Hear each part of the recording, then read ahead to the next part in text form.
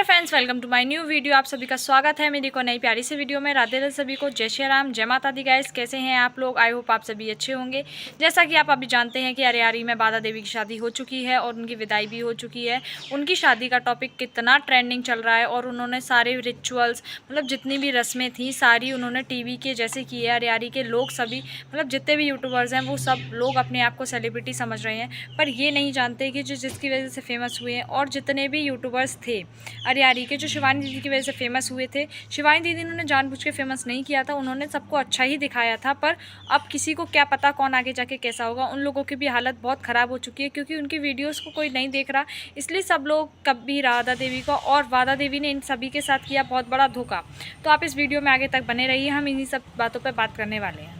जैसा कि आप जानते हैं कि अभी राधा देवी की शादी हो चुकी है और वो उनकी विदाई भी हो चुकी है। उन्होंने सारी रस्में जैसे टीवी में होती हैं उस तरीके से की हैं। उनके ससुराल में जब एंट्री हुई है तो आप लोग देखा होगा कि टीवी में एक कलश रखते हैं, उसके अंदर चावल होते हैं और महावर की थाल होती है, जिसे बहुत से लोग आलता भी कहते हैं।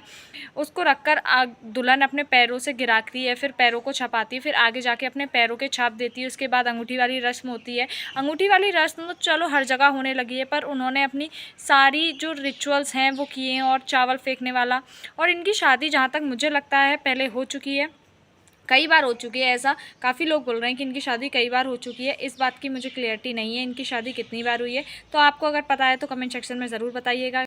अब ये शादी सच है या झूठ, ये कंट्रोवर्सी के लिए की गई है, मतलब व्यूज़ कमाने के लिए, किसके लिए की गई है ये शादी? अगर आपको कैसा लगता है आप कमेंट सेक्शन में अपनी राय ज़रूर बताइएगा। जैसा कि आपको पता है कि उन्होंने चावल फेंके, जहाँ तक मुझे पता है जो चावल फेंकने वाली रस्म होती है वो लड़की अपने पापा के घर में करती है। वो चावल पीछे इसलिए फेंकती है क्योंकि उनके घर में कभी किसी चीज़ की कमी ना हो। मैं जा रही हूँ पर कभी इनके घर में किसी भी चीज़ की कमी ना आए, ना कभी खुशियाँ जाए ना कुछ हो, इसलिए की जाती है। पर ये तो इनका ससुराल था, इनने अपने ससुराल में ये रस्म की है।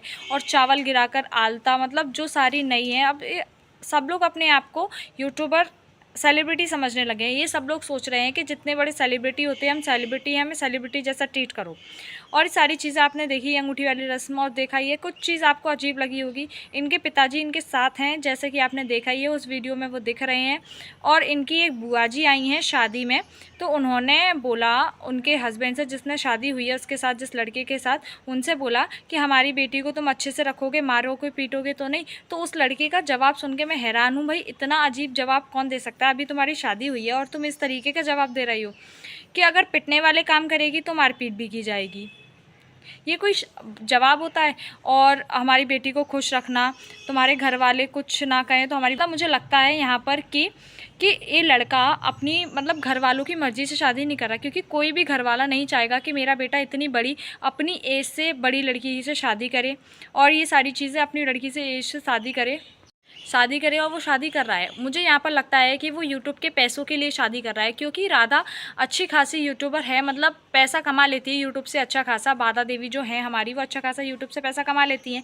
जैसा कि आपने देखा, ये जो हमारी डूबी दीदी के पति हैं वो पहले कुछ नहीं करते थे, काम थोड़ा बहुत करते थे। अब जब से वो सेलिब्रिटी बनी है रूबी दीदी, जब से उनका चैनल चलने लगा है, तब से उनके पति ने फुल टाइम यूट्यूब की जॉब ले ली है। इसी तरीके से आपने इनका देखा होगा कि पिंकी दीदी के ब्लॉग में और काफ़ी लोगों के चीज़ों में इनके जो हस्बैंड है बाला देवी के, उनको कितना इंटरेस्ट आ रहा है वीडियोज़ बनाने में। जो जूते चुराने की रस्म है उसको किया गया है बाकायदा उस तरीके से, और ये काफ़ी दिलचस्पी ले रहे हैं वीडियो कमाने के लिए। भाई, वो कमाऊ इंसान लेके जा रहा है अपने साथ, तो वो क्यों कमाएगा? वो उसने शादी इसलिए ही की है, जहाँ तक मुझे लगता है, कि मैं आराम से घर पे रहूँगा, मुझे पैसे कमाने वाली बीवी मिल रही है, मेरे सारे शौक़ पूरे होंगे, मेरे को सारा कुछ नहीं करना पड़ेगा। और यहाँ पर हम बात करेंगे आगे कि जैसा कि आपने देखा ही है कि जो यूट्यूबर्स हैं, जितने भी लिपस्टिक वाली भौजी की जो फैमिली है पूरी, उसको बाला देवी ने इन्वाइट नहीं किया। जिस टाइम पे कंट्रोवर्सी फैलाई गई थी ना, लिपस्टिक वाली भौजी और बाधा देवी चाहती थी शिवानी के खिलाफ कंट्रोवर्सी करना, पर जब से उन्हें पता चला है कि शिवानी दीदी कंट्रोवर्सी करने वालों के खिलाफ एक्शन ले लेती हैं, तब से वो उनके खिलाफ तो कंट्रोवर्सी नहीं, पर उन्होंने कंट्रोवर्सी करना चाहा था गुटका फैमिली के खिलाफ, पर गुटका फैमिली ने कोई उन्हें जवाब नहीं दिया था जिससे वो कंट्रोवर्सी करती, तो इसलिए वो वहाँ पर चुप हो गई। पर वहाँ पर आप लोगों ने देखा ही होगा उस टाइम के उनके वीडियोस और टाइटल जो भी होते थे सारी उन्हीं की फैमिली के ऊपर होते थे व्यूज़ कमाने के लिए। तो जब इन्होंने कंट्रोवर्सी फैलाई थी, जब वो ट्रेंडिंग में आई थी, तो अच्छे खासे उन्होंने उनसे व्यूज़ लिए थे, सब कुछ लिया था। जब गुटका फैमिली का व्यूज़ कमाने का टाइम आया तो इन्होंने उनको इन्वाइट ही नहीं किया, क्योंकि मुझे तो ऐसा ही लगता है उन्हें इन्वाइट नहीं किया, क्योंकि वहाँ पर वो ना कोई दिखा है, मतलब शादी में जब इनविटेशन जाता है तो कोई ना कोई तो दिखेगा, पर वहाँ पर कोई नहीं दिख रहा है।